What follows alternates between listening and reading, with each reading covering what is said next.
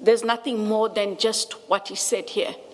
It is a matter of, he says, this is what I have, information and documentation. I think the question, and sorry, Commissioners, I don't mean to be asking you all a question, but what I'm trying to pose for myself is, the question then is that sufficient for B? Was there a sufficient factual substratum to satisfy B of Section 27? That's the question. And I think in response to my question, you've accepted that there was none. In terms of the factual basis of yes, it is? The factual basis that undergirds or supports the factual conclusion. Correct. You've accepted that there was none. Yes. Do you then accept on that basis, because my and your engagement has started on the basis of the first suspicion, yes, which is state capture, would you accept that there is no factual basis advanced in this affidavit in respect of all the suspicions as you have identified them? Would that be correct? That would be correct, except he says so of his conclusions. His conclusions of, I have information, and I receive information, and I also had information. It is on that basis, yes. If that's where we land, would such an affidavit comply with the requirements of Section 27? And what would be the consequences of non-compliance?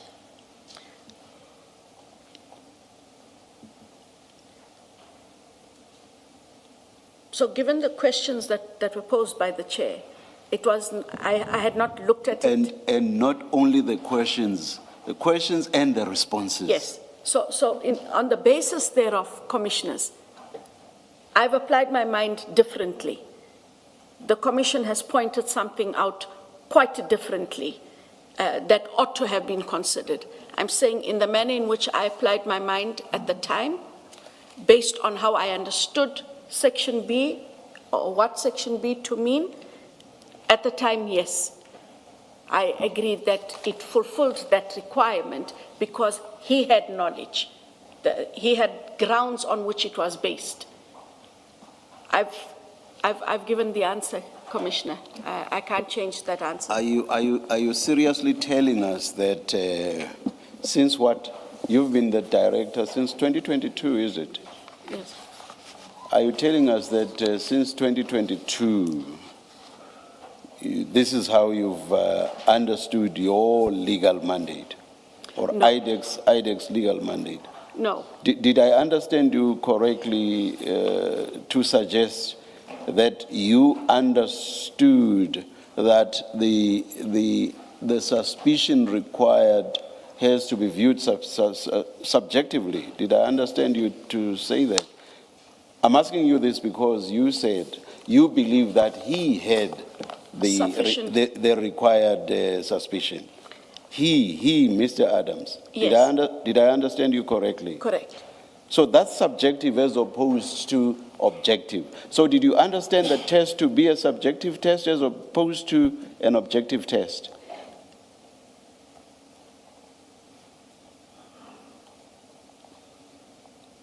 For me, the grounds on which the suspicion is based is a subjective test.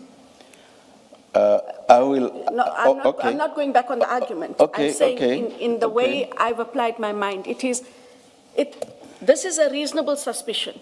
Yes. That must be borne by a reasonable man and a person, by a reasonable person who must have access to knowledge and or information that brings them to that point. If you would allow me to just take it just a moment further. Yes. Mr. Adams is a member of the Police Portfolio Committee.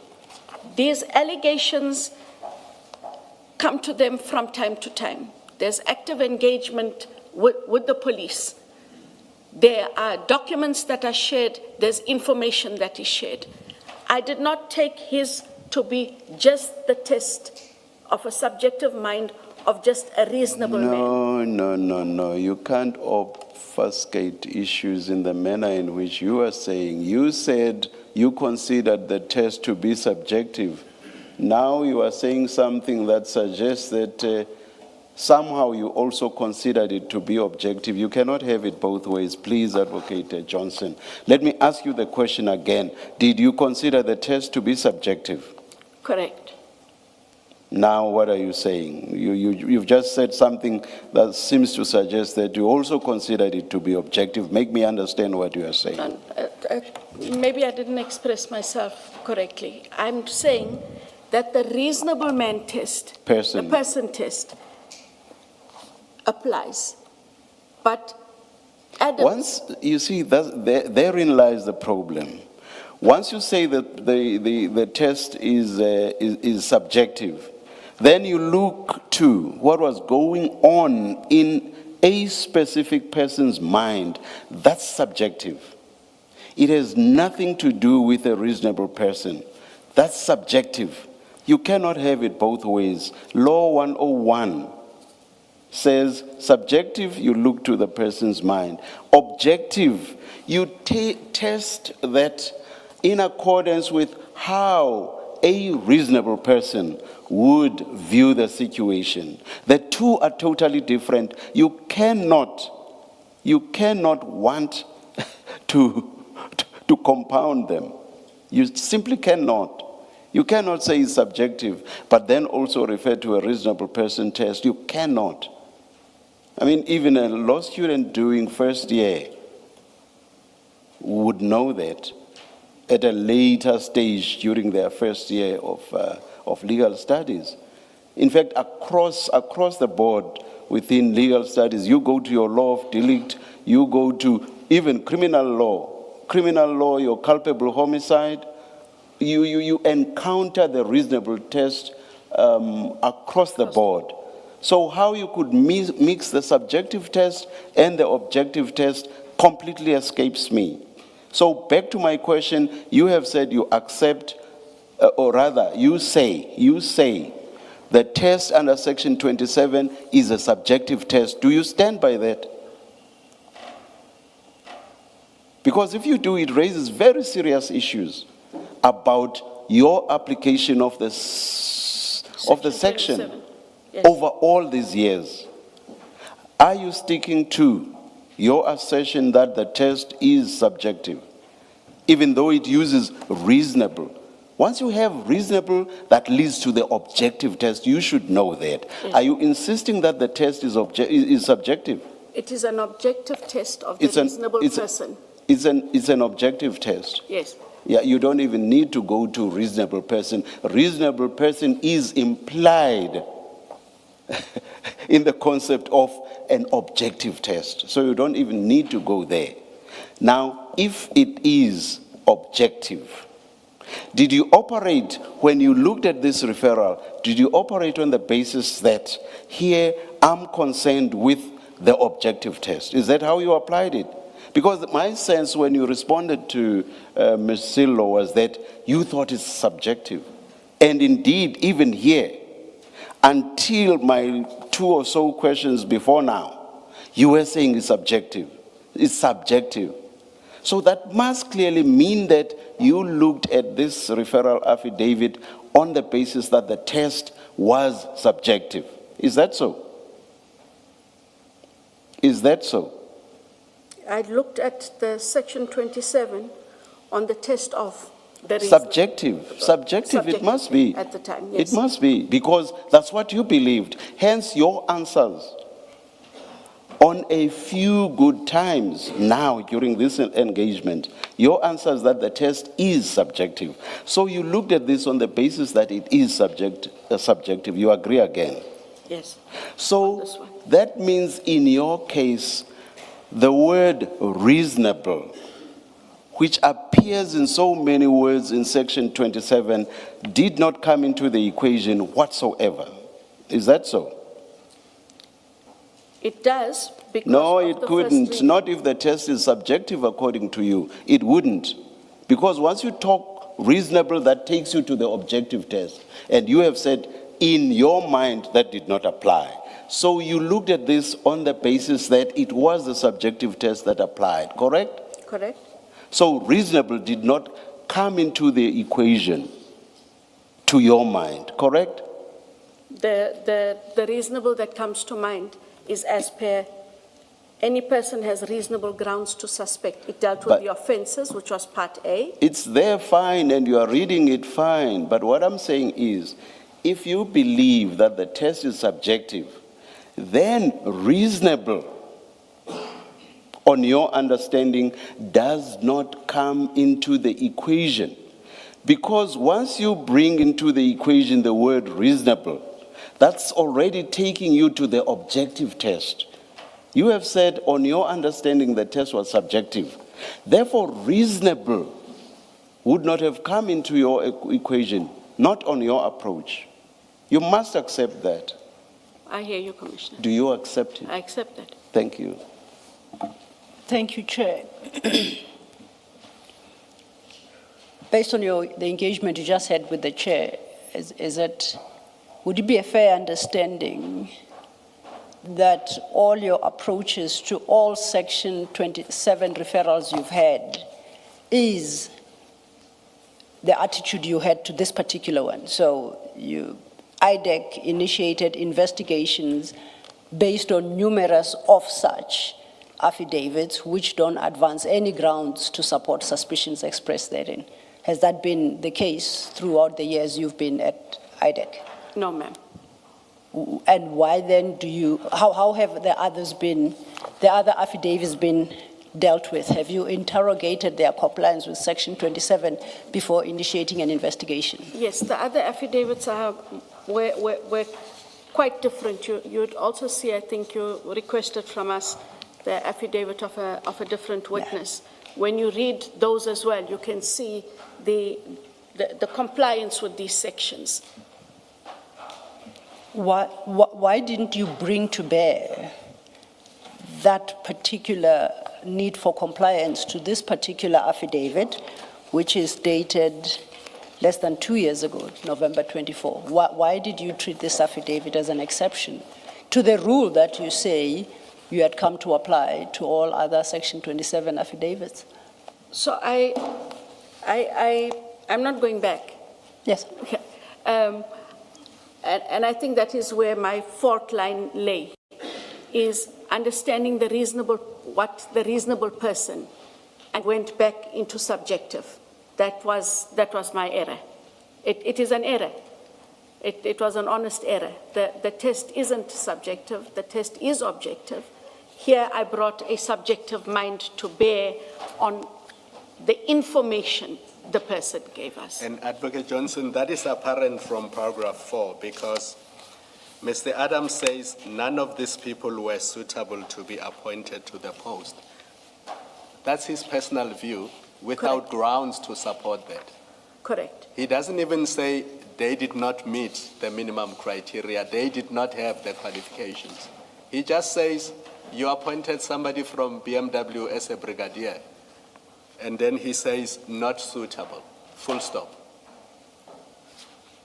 Why are they not suitable?